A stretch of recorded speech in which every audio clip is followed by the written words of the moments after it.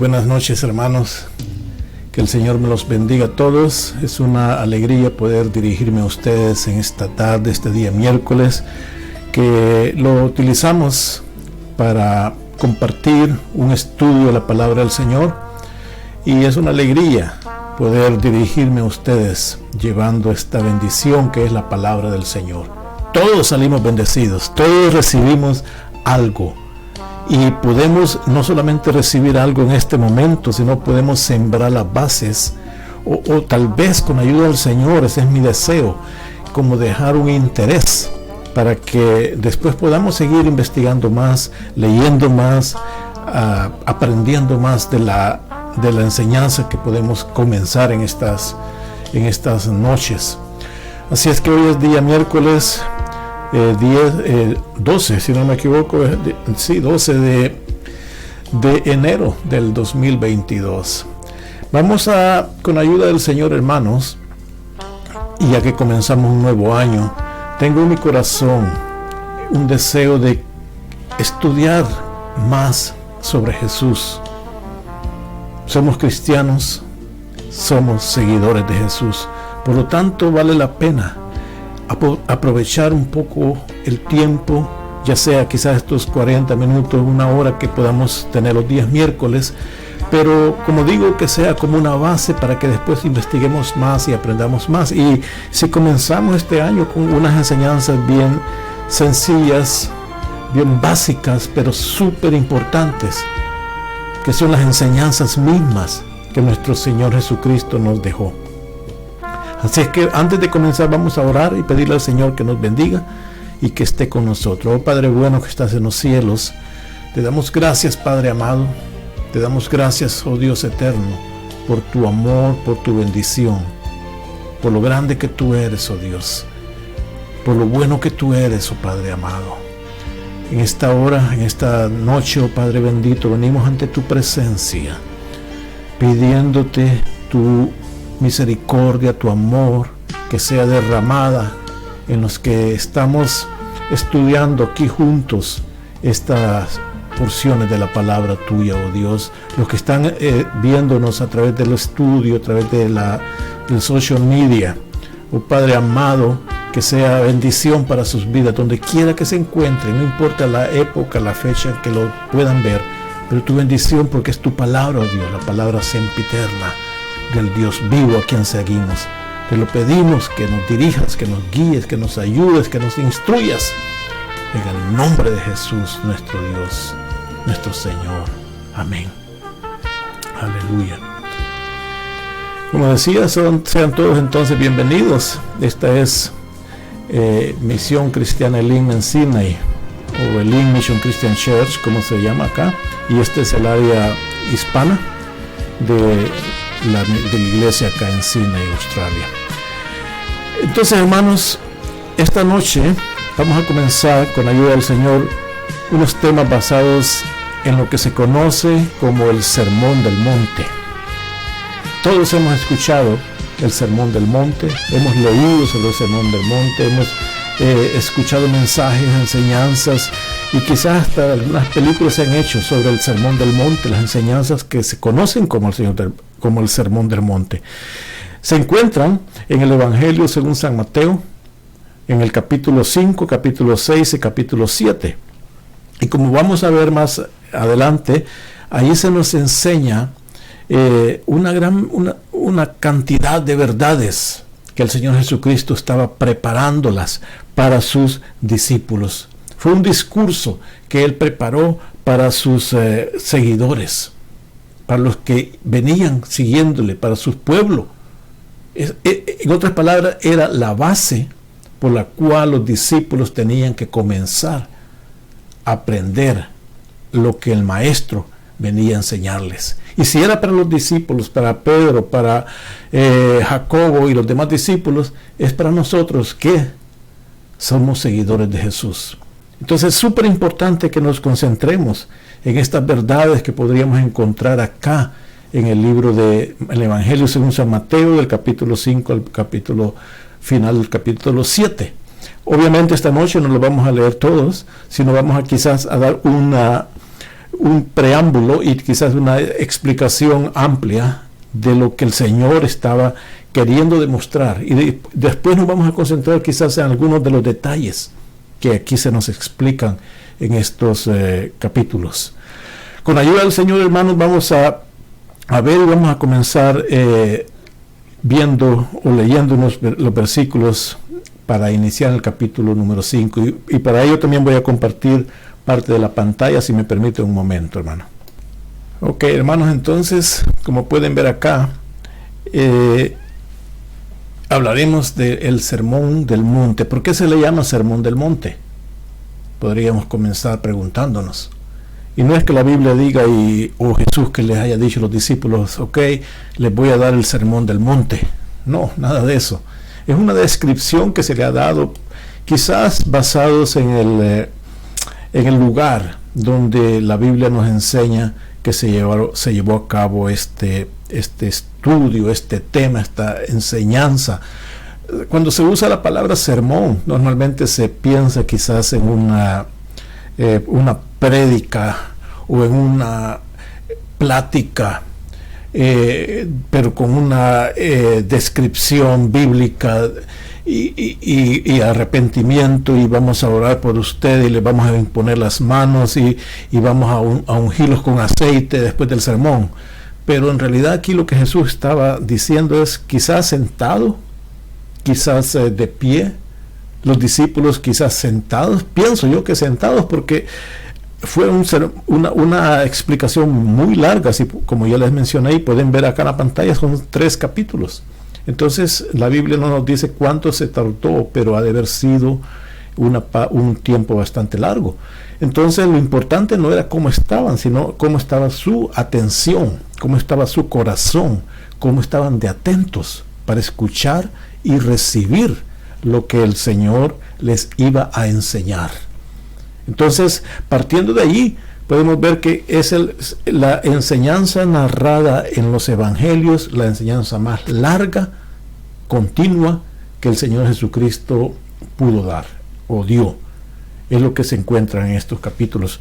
Y vamos a ver más adelante cómo les enseñó a orar, como se conoce el Padre Nuestro, es parte de esto mismo, de la misma enseñanza del Sermón en el Monte. Y dice la Biblia que en otra oportunidad que el Señor no tenía un lugar donde poner su cabeza, una cabecera, una almohada. No la tenía. No tenía un lugar donde habitar. Pero si lo usamos en términos modernos, Él tuvo quizás el mejor púlpito que jamás haya tenido algún predicador en esta maravillosa montaña, en este maravilloso escenario. Allí Él, como es el dueño del universo, dijo: aquí va a ser el momento oportuno para usar el mismo universo, la misma naturaleza, y dar la enseñanza a mis discípulos. Cuando hablamos de monte, normalmente, o montaña, pensamos que es alguna gran altitud, un gran cerro, un gran volcán, pero en realidad no. Allá en el Medio Oriente, en Israel, lo que le llaman montes son pequeños alturas de tierra. Normalmente la tierra en Israel es más plana que en cualquier otro lado, o que en nuestros lugares. Quizás aquí en Australia diríamos parecido, que no hay, casi todo es plano. Entonces, tal vez alguna pequeña elevación, a ellos le llamaban un monte. Entonces ahí subían, no había muchas veces mucha dificultad para subir, no iban a escalar, sino iban a caminar unos cuantos pasos a llegar hasta un lugar donde podían estar apacibles, contemplar y recibir la enseñanza del Señor. Recordemos, como ya hemos mencionado otras veces, cuando Dios le dio la ley a Moisés, fue Dios que descendió al monte Sinaí, donde Moisés estaba, pero Dios no le permitió a nadie más llegar, sino solamente a su siervo Moisés subir al monte, y Dios descendió.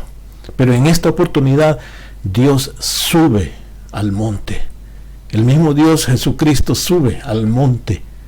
No es el mismo monte, pero el símbolo es igual. Pero en esta oportunidad Él no le pide al pueblo o a los discípulos que se queden, sino que los trae. que los incluye, porque aquí comienza una nueva vida, una nueva etapa en la relación, en el trato de Dios con el hombre. Por eso es importante este momento, y recordemos más adelante, el Señor también da otros discursos, otras enseñanzas, en otras montañas, en otros montes. Va el Señor en otro momento va al monte de la transfiguración. No se sabe si serán repetidos algunos de estos montes, no se sabe, pero en realidad Dios utilizó esos lugares altos, apartados, específicos. Otro concepto que tenían ellos es que la montaña sube a encontrarse con Dios. Era una idea que había en esos lugares, que al subir una montaña están acercándose al templo de Dios, o al lugar donde Dios habita. Entonces era un símbolo que ellos creían. Entonces leamos en esta parte primera, estos versículos. En Mateo, empecemos leyendo, como dije, comienza el capítulo 5, pero para comprender el contexto, leamos aún 2 versículos del capítulo 4. Capítulo 4 de Mateo, versículos 24 y 25. Dice la palabra del Señor: y se difundió su fama por toda Siria, y le trajeron todos los que tenían dolencias, los afligidos por diversas enfermedades y tormentos, los endemoniados, lunáticos y paralíticos, y los sanó. Y le siguió mucha gente de Galilea, de Decápolis, de Jerusalén, de Judea y del otro lado del Jordán. Entonces, ese era el preámbulo. A esta altura habían transcurrido un poco tiempo de que Jesús hubiera comenzado su ministerio, por lo menos así como es narrado en Mateo. Había ocurrido un tiempo no muy largo, pero su fama, como dice aquí, se difundió su fama por toda Siria, en la parte norte de Israel. Era conocido. ¿Por qué? Aquí se nos dice una de las razones por las cuales Jesús era conocido, porque le trajeron todos los que tenían dolencia, los afligidos, los enfermos, los atormentados, endemoniados, lunáticos, paralíticos, y los sanó. No solo llegaban, sino que Él les hacía un milagro. Entonces, vemos que muchas veces cuando hay milagros, cuando hay eventos, cuando hay cosas extraordinarias, obviamente la gente se siente atraída, la gente se siente deseosa de estar con ese que hace el milagro.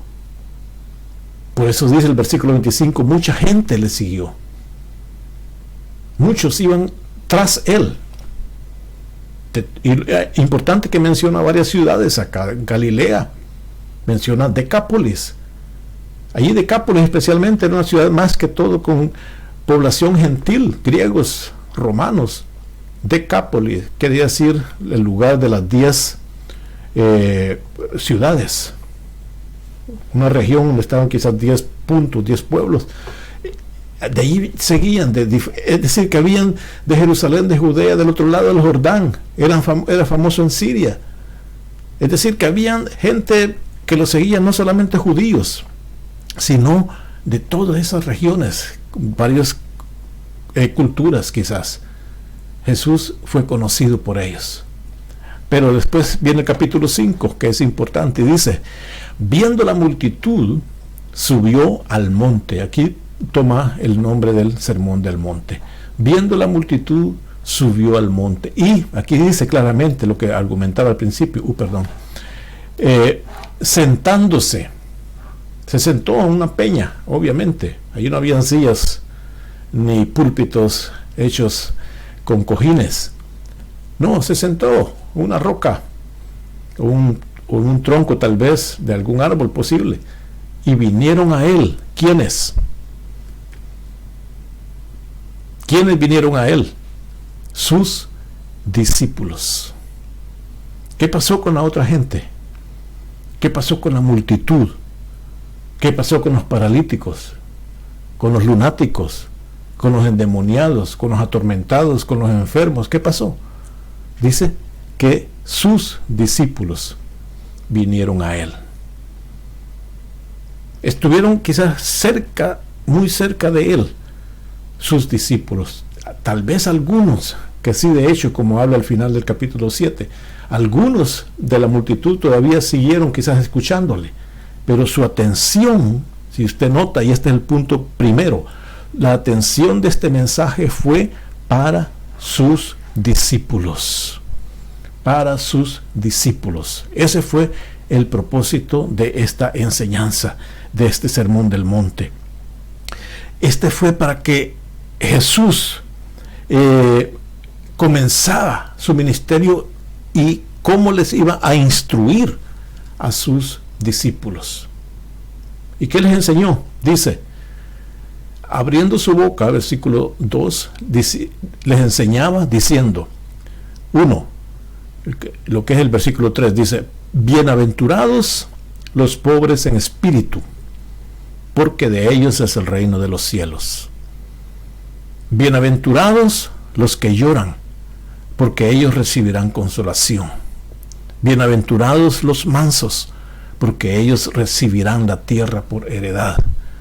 Bienaventurados los que tienen hambre y sed de justicia, porque ellos serán saciados. Bienaventurados los misericordiosos, porque ellos alcanzarán misericordia. Bienaventurados los de limpio corazón, porque ellos verán a Dios. Bienaventurados los pacificadores, porque ellos serán llamados hijos de Dios. Bienaventurados los que padecen persecución por causa de la justicia, porque de ellos es el reino de los cielos. Bienaventurados sois cuando por mi causa os vituperen y os persigan y digan toda clase de mal contra vosotros, mintiendo. Gozaos y alegraos, porque vuestro galardón es grande en los cielos, porque así persiguieron a los profetas que fueron antes de vosotros. Hasta allí vamos a leer en esta introducción, como digo, solo para notar la primera etapa de la enseñanza de Jesús. Algo importante que podemos notar aquí, para nada más como una reseña, es que tenemos que comprender de que los que en el primer siglo, la gente que escuchaba, los hermanos, las iglesias, los seguidores, la mayoría de la gente no podía leer ni escribir. Primero. Segundo, la mayoría de las conversaciones, de las pláticas, eran transmitidas verbalmente. Entonces había una gran capacidad de recepción de las personas. Las personas escuchaban un discurso, un tema, y lo asimilaban de una manera muy concreta, la enseñanza. Entonces, para eso ellos podían escuchar y escuchar y escuchar, y ellos iban asimilando. Hoy en día nosotros quizás, si queremos asimilar un mensaje de una media hora, necesitamos escribirla, necesitamos hacer anotaciones. Ellos no, ellos asimilaban. Muchas veces lo que tenían recibían el mensaje como por bloques, con lo que comenzaba uno hasta donde terminaba con la misma idea. Y aquí podemos ver, este podría ser quizás el primer bloque con el que el Señor les explicó lo que decía bienaventurados. Si usted puede ver el versículo 10, que es una de las últimas bienaventuranzas, dice: bienaventurados los que padecen persecución por causa de la justicia. ¿Qué van a recibir ellos? Porque de ellos es el reino de los cielos. Los que reciben o padecen persecución, de ellos es el reino de los cielos. Ahora, si vamos de regreso al primero, bienaventurados los pobres en espíritu, porque de ellos es el reino de los cielos. Es decir, comienza diciendo, los pobres en espíritu son los que van a tener, o de ellos va a ser el reino de los cielos. Y concluye este bloque diciendo, también va a ser el reino de los cielos de aquellos que son perseguidos por causa de mi nombre. Entonces ellos asociaban y veían, ok, el reino de los cielos y el reino de los cielos. Allí termina el primer bloque prácticamente. La bienaventuranzas estaba en ese bloque, ellos lo comprendían. Vamos a ver después cómo la bendición esa de ellos es el reino de los cielos. Aquí no estaba hablando de que se puede entrar al reino de los cielos de dos maneras: ser pobre de espíritu y ser perseguido. O mejor me voy a ser pobre de espíritu para entrar al reino de los cielos. Otro va a decir, no, mejor voy a dejar que me persigan para entrar al reino de los cielos. No se trataba de, habían dos maneras de entrar al reino de los cielos, no. Vamos a ver más adelante lo que el Señor quería decir con eso, pero lo que quería darles una indicación acá es cómo las enseñanzas iban dadas en esa manera, en forma de bloques, de temarias, y vamos a ver más adelante cómo el Señor lo manifiesta. Entonces, un tema importantísimo que nosotros vamos a notar acá, en todo esto del Evangelio de Mateo, habla el reino de los cielos. En otras partes se habla el reino de Dios, que es lo mismo. Es lo mismo, pero como Mateo más que todo le escribe a los judíos no podían usar el nombre de Dios. Entonces hablaban de los cielos. Estaba refiriéndose a lo mismo. ¿Qué era el reino de los cielos? Que el Señor le enfatizó. Si vemos más adelante en todo el capítulo, en todos los capítulos de Mateo, se repite, se va repitiendo, en todos los evangelios se va repitiendo el reino de Dios, el reino de los cielos. ¿Qué es ese reino de los cielos? ¿Qué es lo que el Señor vino a predicar? El Señor vino a predicar el evangelio, que es las buenas nuevas. Pero ¿cuáles son esas buenas nuevas? ¿Cuáles son? Ya habían, antes de que el Señor apareciera, ya habían existido ciertos líderes que habían venido predicando o diciendo las buenas nuevas. Ya había, recién estuve leyendo un artículo donde hay unos escritos de un gobernador que él dijo que él era el evangelio, o el evangelio de él. En otras palabras, evangelio, que es la buena nueva. La buena nueva de él. Él quería notar que era buena nueva el día que él había nacido. Entonces Jesús viene a decir, no, todos estos anduvieron diciendo buenas nuevas que ellos habían nacido. No, yo les traigo las buenas nuevas. Pero ¿cuáles son esas buenas nuevas? Muchos dicen, las buenas nuevas es la salvación. No directamente, no lo dijo el Señor así. Mateo 4:23 dice, y unos versículos antes de lo que ya leímos, y recorrió Jesús toda Galilea, enseñando en las sinagogas de ellos y predicando el evangelio del reino, las buenas nuevas del reino. Esas eran las buenas nuevas, el reino de los cielos. Arrepentidos y convertidos porque el reino de los cielos se ha acercado, decía Juan. Arrepentidos y convertidos porque el reino de los cielos se ha acercado. Cuando Jesús vino, ahí fue que el reino de Dios se acercó a los hombres. Por eso dice acá en Mateo, predicando el evangelio del reino, acompañado de sanidades, acompañado de milagros, pero lo importante era enseñando o llevando o trayendo ese reino de Dios. Entonces, cuando hablaba de ese reino de Dios, el Señor enfatizó a los discípulos.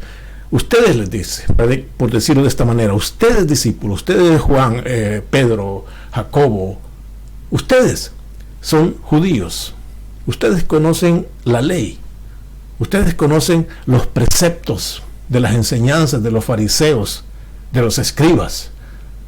Ustedes han aprendido que los fariseos, que los escribas, o los saduceos y todos los maestros de la ley, todos ellos les han enseñado de esta forma. Hay que obedecer esto, hay que seguir aquello, hay que tener estos procedimientos. Toda la ley, ustedes ya la saben. Yo no vengo a decirles que sigan cumpliendo esa ley o que hay que seguir lo que los fariseos dicen. No. Yo les vengo a mostrar la justicia del reino de Dios. Y la justicia del reino de Dios tiene que ser mayor que la justicia de los escribas y de los fariseos.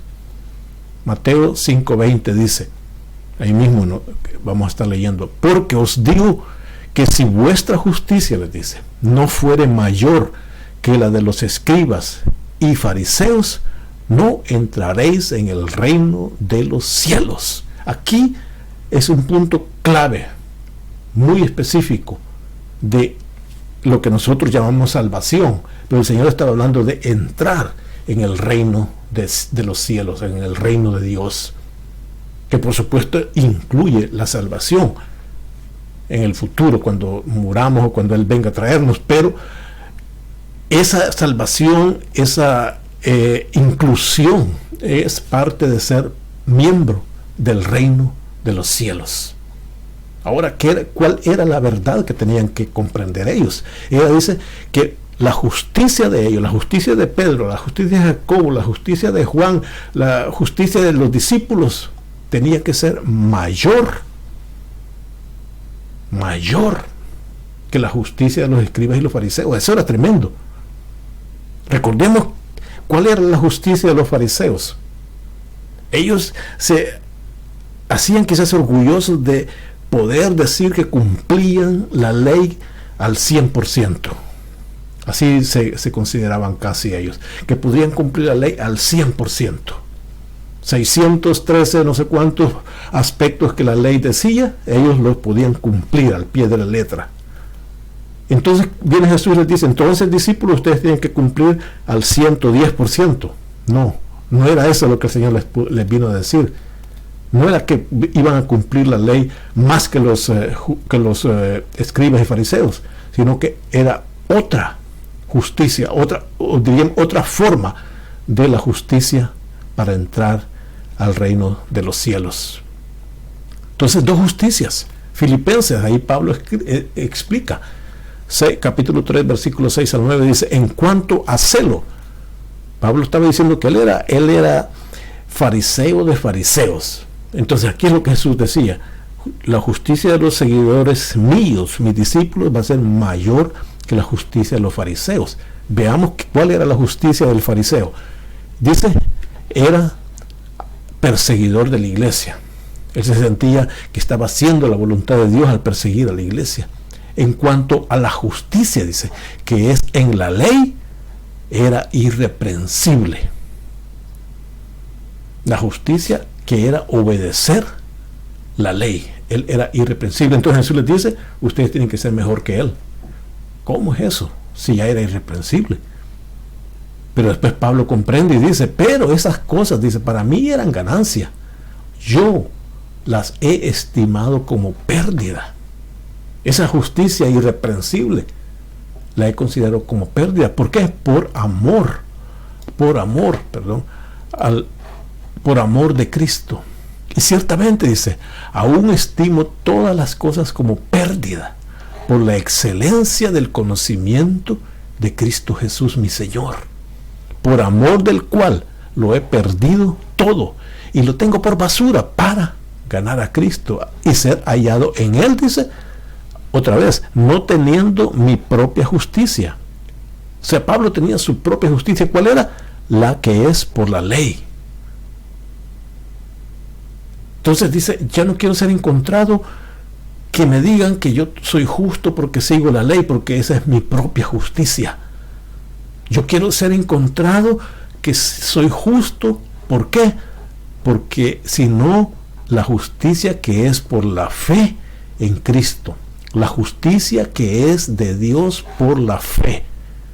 Entonces estaba la justicia propia, la justicia del fariseo, que era por la ley.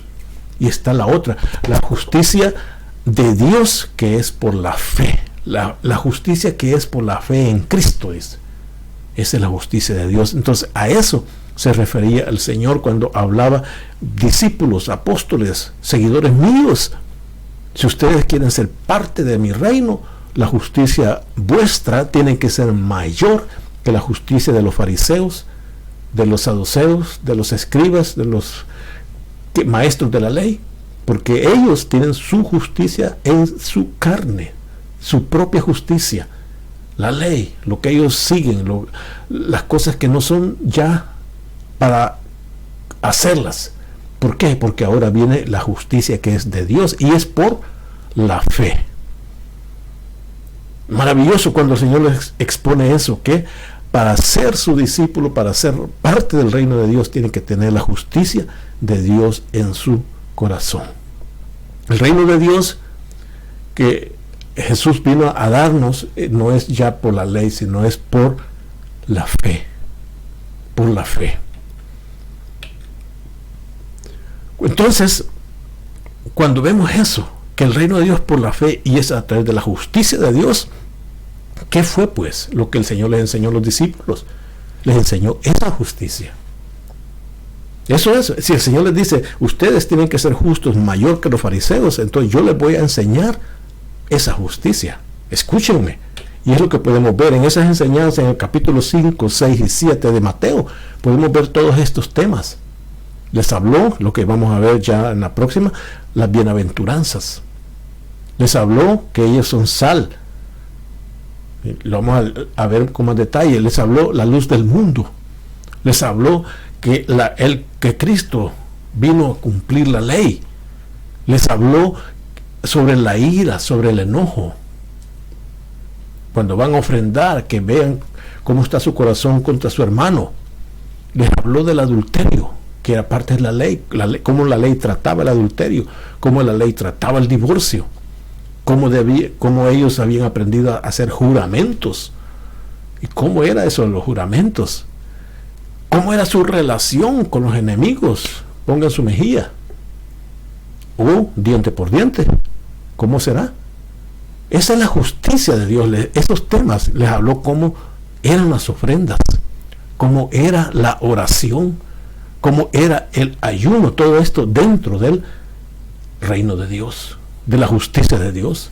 Les habló cuáles iban a ser, dónde iban a tener sus riquezas, cómo iba a ser su luz interior, contrastándola con las ideas que ellos tenían del sol, de la luna y los planetas y todo eso. El Señor les hablaba de la luz interior, que es Él, Jesús mismo. Les habló cómo es imposible servir a dos señores, cómo no era necesario estar afanados, cómo ellos no podían estar juzgando a otros. Les habló cómo ellos podían pedirle a Dios lo que necesitaban, cómo era necesario entrar por la puerta estrecha, cuáles eran los frutos que ellos tenían que dar, cómo también iban a haber falsos creyentes que el Señor les dice, yo no los conozco. Y finalmente termina el capítulo 7 diciéndoles el tema de las dos casas, de los dos fundamentos, de los dos cimientos. Y eso es, al verlo de ese lado podemos ver, dice que el que sigue estas palabras, dijo, el que sigue estas enseñanzas es como aquel hombre sabio, diríamos inteligente, sensato, que construyó su casa sobre la roca. ¿Qué es eso de construir la casa sobre la roca? Es haber aprendido a seguir esas enseñanzas que el Señor les había dado. Eso es ser sensato. Ahora, si no quieren seguir estas enseñanzas y quieren seguir las de los fariseos, las de los saduceos, las de los escribas, quizás las de los griegos, las de los romanos, eso es igual, digo, como quien construye una casa sobre la arena. ¿Por qué? Porque el fundamento que ellos van a tener es su propia justicia, su propio yo, su propia mentalidad, y cuando el viento venga, los va a derribar. Por lo tanto, la idea de los dos fundamentos está dada al final de las enseñanzas del sermón, diciendo, como quien decía, ya les dije todo esto, ahora ustedes tienen la opción, lo siguen o lo dejan, obedecen o no, pertenecen al reino o no pertenecen al reino. Ese es el evangelio de Cristo. Esa era la buena nueva, que era una definición, o sí o no, lo uno o lo otro. No era o ser un tibio, como dice la escritura más adelante en Apocalipsis, que Dios lo vomita. Era, ¿perteneces al reino o no perteneces? ¿Construyes en la roca o construyes en la arena? ¿Eres sensato o eres ingenuo? Esa fue la enseñanza del Sermón del Monte. Entonces, para nosotros viene siendo exactamente lo mismo. Seguimos obedecemos la ley de Dios, la enseñanza del Señor, o seguimos nuestra propia justicia. ¿Seguimos nuestra propia justicia o seguimos la justicia de Dios? Entonces, por eso es necesario que nosotros podamos comprender esto. Ahora, para entrar al capítulo 5, el primer tema, como ya lo vimos, fue el tema de lo que se conoce como las bienaventuranzas. No vamos a estudiarlas esta tarde, solo les voy a dar la idea de lo que el Señor estaba mostrando ahí. Las bienaventuranzas. ¿Qué son bienaventuranzas? ¿Qué es? ¿Por qué se le llama así? No sé, alguien la llamó así, ¿no?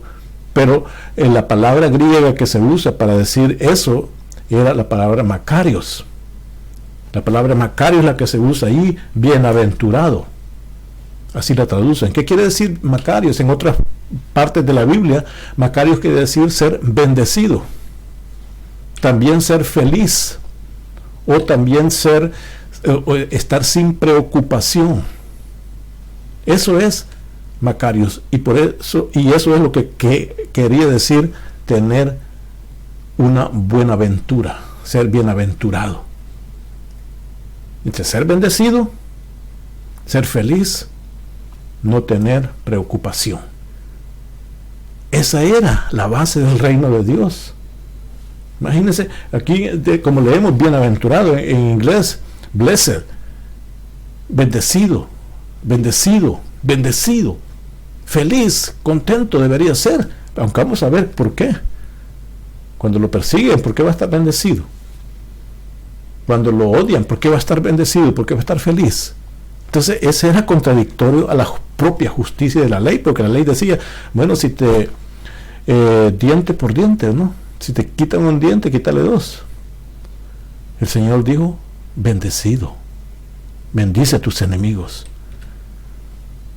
Eso eran prácticamente características, las bienaventuranzas son características de aquellos que pertenecen al reino de Dios. Eso es. Características o valores que la gente tiene dentro del reino. Si usted pertenece a un reino, a unas culturas raras, diferentes, raras para nosotros, ellos tienen sus valores.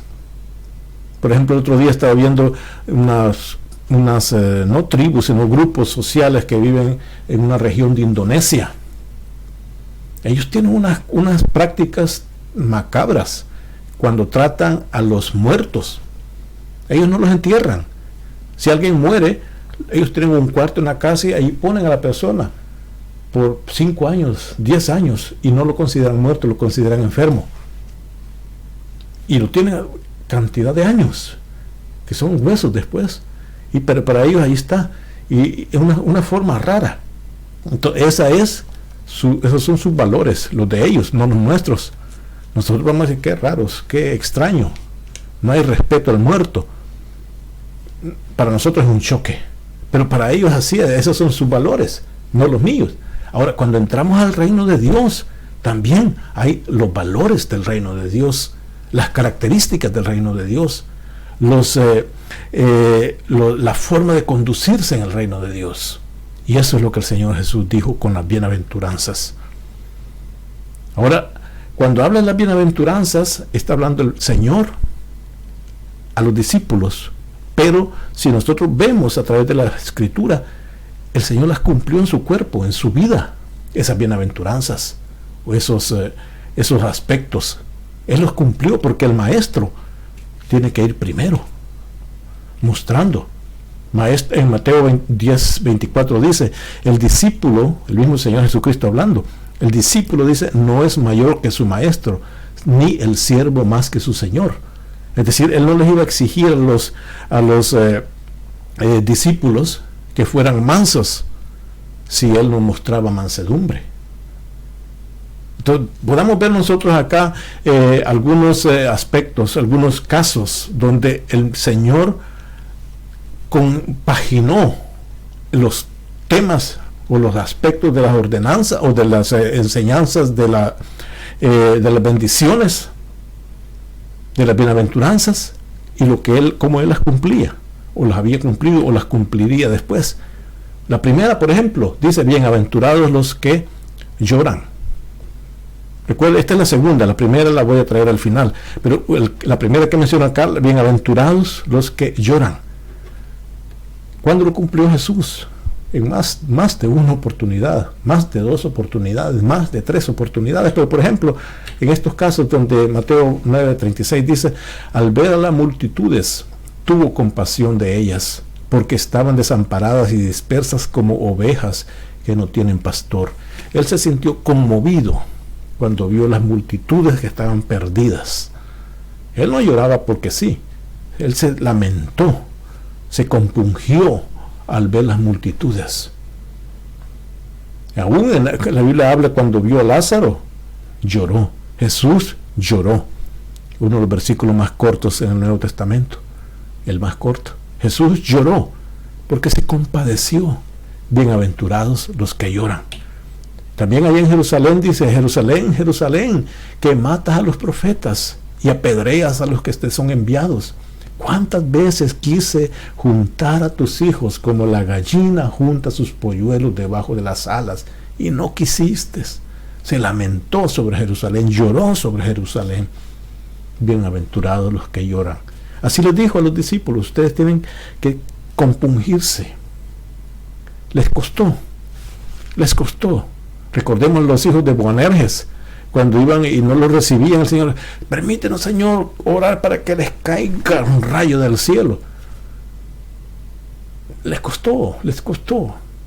No es fácil compungirse, llorar, sentir el dolor. Bienaventurados los mansos. ¿Fue Jesús manso? Claramente. Aquí dice el versículo 29, Mateo 11, 28, 29, 30. Venid a mí todos los que estáis trabajados y cargados, y yo os haré descansar. Dice: llevad mi yugo sobre vosotros y aprended de mí, que soy manso y humilde de corazón. Porque mi carga es liviana. Yo soy manso y humilde de corazón. Síganme y van a encontrar descanso. Otra dice: bienaventurados los que tienen hambre y sed de justicia. Tuvo hambre y sed de justicia Jesús, pero dice Mateo 3:15, pero Jesús le respondió: deja ahora, porque así conviene que cumplamos toda justicia. Entonces le dejó. Ahí está hablando, el Señor tenía que dejar, Juan tenía que dejar que se cumpliera la justicia de Dios, lo que había que hacerse. Juan 8:46 dice: ¿quién de vosotros me redarguye de pecado? El Señor Jesús hablando. Pues si digo la verdad, ¿por qué vosotros no me creéis? Él era un hombre justo, no había ni pecado en él. ¿Quién de vosotros dice que hay pecado? Muéstrenlo. No encontraban porque él era justo. Otra bienaventuranza dice: bienaventurados los misericordiosos. Jesús tuvo misericordia. Por ejemplo, acá recordemos la multitud cuando vino a seguirle más adelante, los 5,000. Jesús dice, Mateo 14, 21, dice: y saliendo Jesús vio una gran multitud y tuvo compasión de ellos. Él era misericordioso. ¿Qué pasó después? Los discípulos dijeron: Señor, manda que se vayan, ya es tarde, no hay con qué darles de comer, que compren y coman. Jesús les dice el versículo 16: no tienen necesidad de irse, dadle vosotros de comer. Esa era la misericordia de Jesús. En otra parte dijo Jesús, Mateo 20:34, entonces Jesús, compadecido, les tocó los ojos y enseguida recibieron la vista y le siguieron. Eran los 2 ciegos. Compadecido, dice, por eso los sanó. Otra más. Bienaventurados los limpios de corazón. ¿Fue Jesús limpio de corazón? Claro que sí. Cuando los principales sacerdotes y los ancianos del concilio, dice en Mateo 26, 59, buscaban falso testimonio contra Jesús para entregarle a la muerte y no lo hallaron. Tuvieron que contratar falsos testigos porque no encontraron en él un falso o algo malo. No hallaron nada para entregarle porque era limpio de corazón. Bienaventurados los pacificadores. El Señor Jesús dijo, cuando aquella mujer con el flujo lo tocó, y él dice, algo salió de mí, y ve a la mujer y le dice, hija, tu fe te ha hecho salva. Ahora le dice, vete en paz. Vete en paz. Le estaba dando paz. El Señor dijo, él mismo dijo en Juan 14, 27, la paz os dejo, mi paz os doy. No os la doy como el mundo la da. No tengan miedo, mi paz les doy. Él es pacificador. Y finalmente, bienaventurados los que padecen persecución. Ahí creo que no puedo ni mencionar un versículo solo, porque todo el Nuevo Testamento, los evangelios están llenos desde el principio.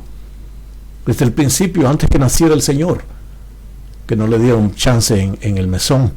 Desde el principio está hasta que llegó a la muerte, perseguido totalmente. Solo dejaba el primero, bienaventurados los pobres en espíritu. Y ese, ¿habrá sido el Señor pobre en espíritu?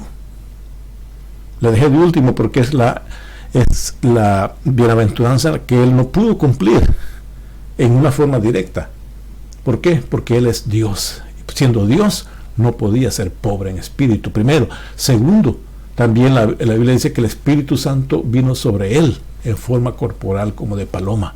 Es decir, el Espíritu de Dios estaba sobre él, así como dice la profecía también.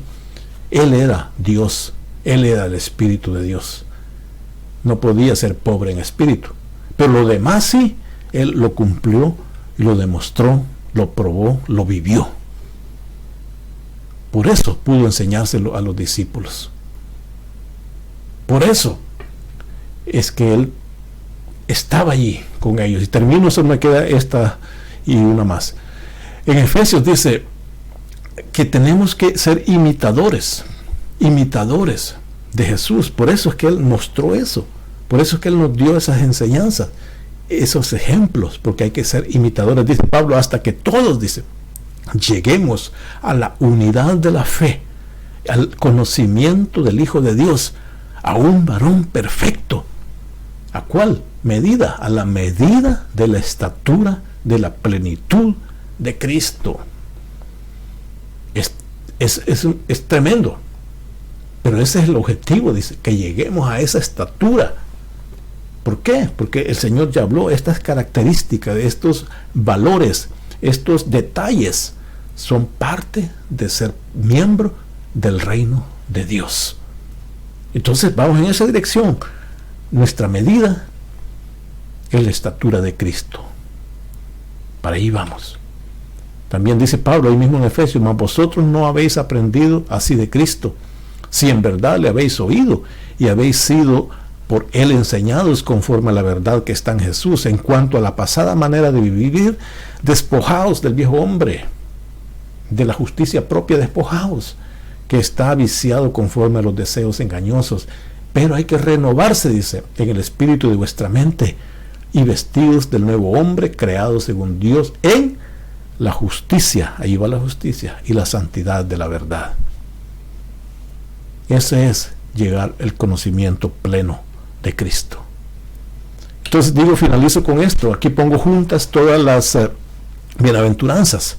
Podemos ver acá la primera bienaventuranza, o ser pobre en espíritu. El ser pobre en espíritu va a alcanzar a tener hambre y sed de justicia y será saciado. El pobre espíritu va a ser saciado de la justicia, porque va a entrar al reino de Dios. Los que lloran son bienaventurados. Ese que llora también va a alcanzar, porque va a ser parte de esa justicia divina. El manso también va a llegar a ser, va a tener sed de justicia y va a ser saciado también.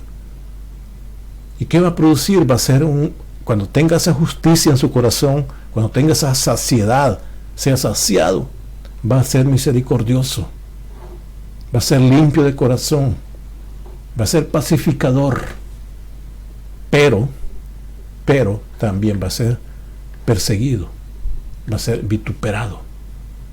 Si es pobre de espíritu, también va a ser perseguido. Si es pobre de espíritu, o si llora, también va a ser perseguido. Si es manso, también va a ser perseguido. Si es pobre de espíritu, o si es misericordioso, va a ser perseguido. Si es limpio de corazón, como nuestro Señor, va a ser perseguido. Si es pacificador, si busca la paz con todos, va a ser perseguido. Si es pobre en espíritu, va a ser vituperado. Si llora por justicia, va a ser vituperado. Si es manso, va a ser vituperado. Si es misericordioso, va a ser vituperado.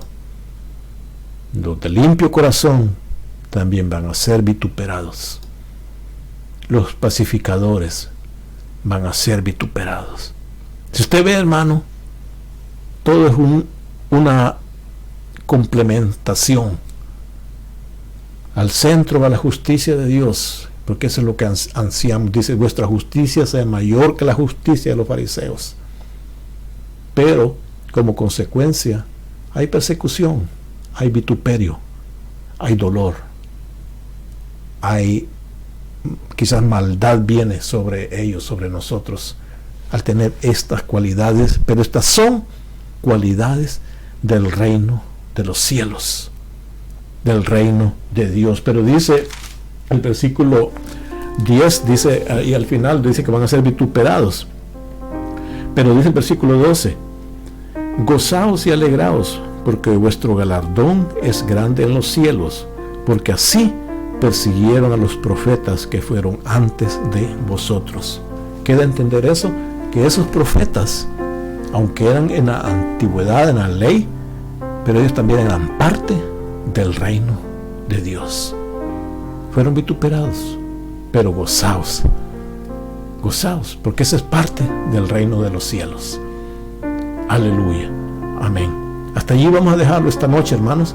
En las próximas enseñanzas, en un par de semanas, vamos a continuar quizás más detalladamente los aspectos de las bienaventuranzas de una a una y los otros aspectos que mencionamos de los capítulos que siguen, porque son enseñanzas que nos ameritan por ser parte de ese reino de Dios, y que el Señor nos ayude a poder ser fieles a Él. Oremos. Padre bueno, le damos gracias esta noche, oh Dios bendito, porque hemos podido ver que ser parte, ser seguidor tuyo, oh Dios, es pertenecer a ese reino que tú viniste a preparar en esta tierra con tus seguidores, Señor. Permítenos también, Señor, poder comprender a plenitud qué es esa enseñanza que tenías para nosotros, para ellos y para nosotros. Y permítenos, Señor, poder asimilarla y poder reflejarla, porque eso es lo que somos, llamados a ser imitadores tuyos, Señor. Danos fuerza, Señor. Danos entendimiento. Danos ese empuje para poder hacerlo, Señor. Porque lo necesitamos, no es nuestra justicia, sino tu justicia, oh Dios. La justicia de la fe. Gracias te damos y ayúdanos. En el nombre de Jesús lo pedimos. Amén. Aleluya. Bendiciones, hermanos, y que la paz de nuestro Señor Jesucristo sea con ustedes, y sigamos adelante sin desmayar, venciendo, porque hasta el final vamos, hermanos. No vamos a llegar hasta un poquito antes, no, hasta el final, hasta allá vamos. Dios les bendiga a todos.